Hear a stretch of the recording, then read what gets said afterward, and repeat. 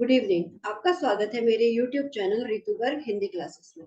पिछले क्लास में हम पढ़ चुके हैं क्रिया, यानी कि किसी काम को करने या होने को क्रिया कहते हैं। जो भी पद हमें किसी काम के करने या होने की सूचना देता है उसे क्रिया कहते हैं।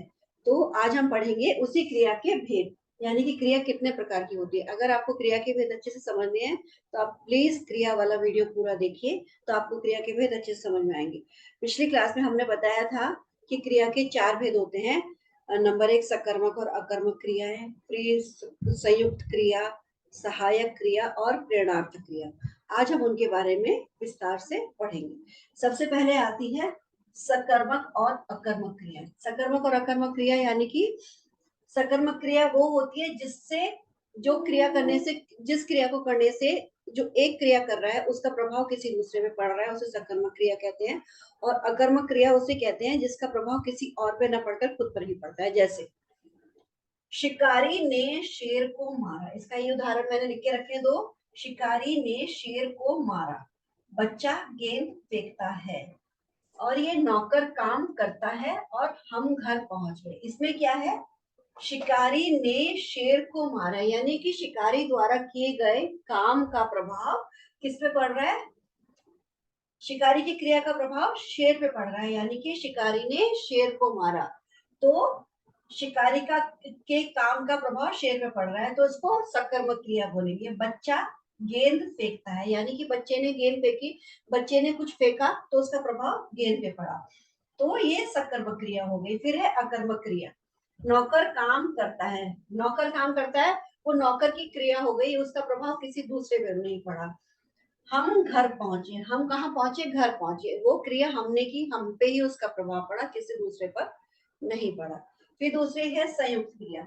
संयुक्त क्रिया जैसे कि नाम से ही आपको पता चल रहा है कि संयुक्त यानी कि दो क्रियाओं को जोड़कर संयुक्त क्रिया बनाई जाती है। जैसे लड़की गिर पड़ी, माँ ने बच्चे को समझाना चाहा, गाड़ी चली गई। यहाँ पे कौन कौन सी क्रिया हो गई, गिर और पड़ी, यानी कि गिरना और पढ़ना, ये दो क्रिया है ना, गिरना और पढ़ना। हमने पढ़ा था ना पिछली क्लास में कि इसका मूल रूप ना, जिसमें ना आता है वो होता है। जैसे गिरना एक क्रिया होगी, पढ़ना एक क्रिया होगी, दोनों में ना आ रहा है लास्ट में, तो गिर पड़ी। ये दो संयुक्त क्रियाओं को जोड़कर बनाया गया। माँ ने बच्चे को समझाना चाहा, यहाँ पे दो कौन कौन सी क्रिया हो गई, समझाना और चाहना। इसमें भी दोनों में लास्ट में ना आ रहा है, आखिर में ना आ रहा है। अब प्लीज पहले वाली वीडियो देखिए तो आपको समझ में आएगा। गाड़ी चली गई, यहाँ पे चलना और जाना, चली गई यानी कि जाना, ये भी दो क्रियाएं यहाँ पर, गिरना, पढ़ना, समझाना, चाहना, चली गई, ये सब संयुक्त क्रिया होगी, दो क्रियाओं को जोड़कर बनाए। फिर हमारी तीसरी क्रिया होती है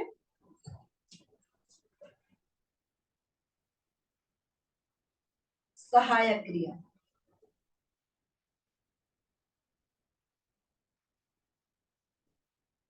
सहायक क्रिया भी संयुक्त क्रिया का ही एक रूप है, जो मूल क्रिया के साथ मिलकर सहायक क्रिया बनती है। इसमें मूल क्रिया क्या है, गिरना, इसमें सहायक क्रिया होगी पढ़ना, यानी कि गिरना पढ़ना, ये संयुक्त क्रिया के साथ साथ सहायक क्रिया भी हो जाएंगी। इसमें सहायक क्रिया क्या है, पढ़ना, पढ़ी, समझाना, चाहना, सॉरी चाहा और गई, ये क्या हो गई हमारी सहायक क्रिया, यानी कि संयुक्त क्रिया का ही एक रूप होता है, वो सहायक क्रिया कहलाता है। इसके पूरे नोट्स आपको डिस्क्रिप्शन बॉक्स में दी गई लिंक के में मिल जाएंगे। ये आपको किसी को नोट करना है तो प्लीज कर लीजिए, स्क्रीनशॉट वगैरह लेना है तो ले लीजिए।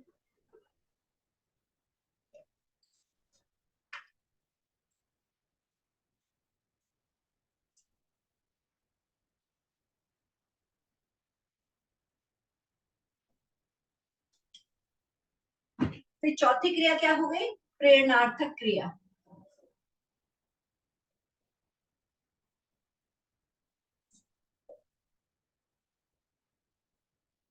प्रेरणार्थक क्रिया वो होती है जिसमें काम को किसी दूसरे से करवाया जाता है, जो क्रिया खुद ना करके दूसरे से करवाई जाती है, उसे प्रेरणार्थक क्रिया कहते हैं। जैसे माँ ने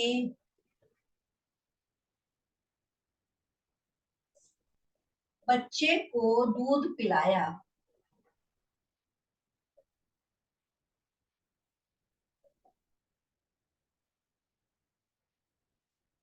ये कौन सी क्रिया हो गई?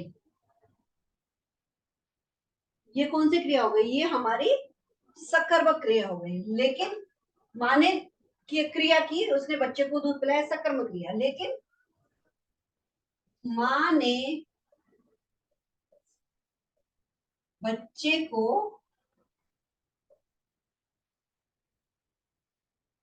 माँ ने बच्चे को आया से दूध पिलवाया। माँ ने बच्चे को आया से कहकर, यानी कि माँ ने बच्चे को बोला, माँ ने आया से बोला कि मेरे बच्चे को प्लीज आप दूध पिला दो, उसको सहायक क्रिया बोलेंगे, कि वो काम खुद ना करके किसी दूसरे से करवाना, उसको सहायक क्रिया बोलते हैं। जैसे नौकर से काम करवाया, नौकर से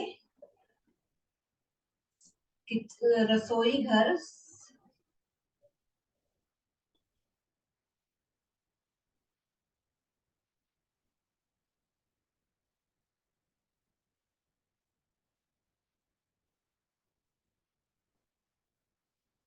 नौकर से रसोई घर साफ करवाया, यानी कि हमने क्या किया, हमने काम करवाया, अपने घर में किया, अपने घर पे साफ सफाई की, लेकिन खुद ना करके किससे करवाई?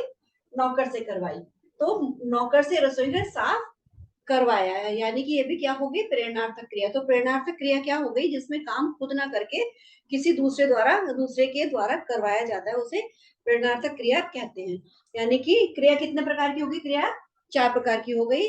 पहली हो गई सकर्मक और अकर्मक क्रिया, फिर संयुक्त क्रिया, सहायक क्रिया और प्रेरणार्थक क्रिया। इन इनके बारे में अगर आपको नोट्स चाहिए तो प्लीज डिस्क्रिप्शन बॉक्स में दी गई लिंक से ले लीजिए। धन्यवाद। आपको हमारा वीडियो कैसा लगा प्लीज कमेंट्स करके बताइए और अपने विचार हमें जरूर बताइए। धन्यवाद।